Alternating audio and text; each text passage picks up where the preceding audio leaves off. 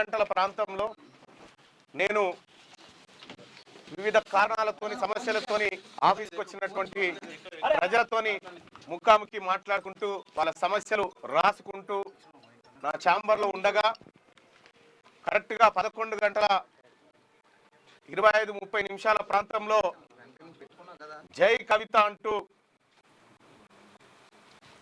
Down down Mallanna అంటూ down down బీసీలు అంటూ 20 నుంచి 30 మంది వెలమ వాళ్ళు ఉన్నట్టున్నారు. వాళ్ళు అందులో చాలా మంది ఆధారాలు దొరికినాయి.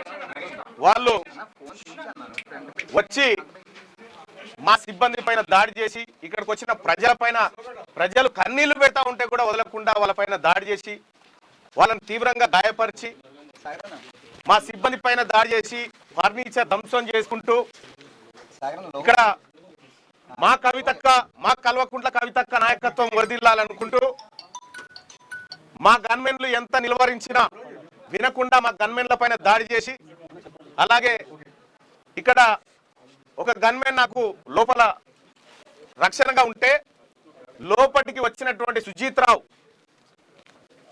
కల్వకుంట్ల కవిత బంధు సుజిత్ రావు అనేటువంటి వ్యక్తి లోపలికి వచ్చి మా గన్మెన్ దగ్గర గన్ లాక్కొని నా పైన ఫైర్ చేయడానికి ప్రయత్నించిండు. వెంటనే అప్రమత్తమైనటువంటి మా గన్మన్ గాల్లో కాల్పులు జరపడం జరిగింది.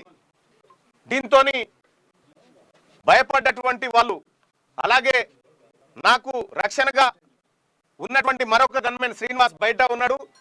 శ్రీనివాస్ పైన దాడి చేసి ఆయన పిస్టల్ లాక్కోవడానికి ప్రయత్నం చేసిరు. అనేక రకాల దాడులు చేసి విధ్వంసం చేసినారు.